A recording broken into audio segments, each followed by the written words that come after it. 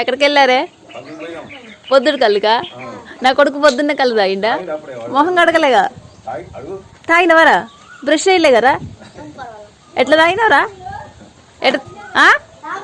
ఎట్లా ఏది నాన్న? ఎంత తెచ్చినవే? ఏది చల్లగుంటుందా అది?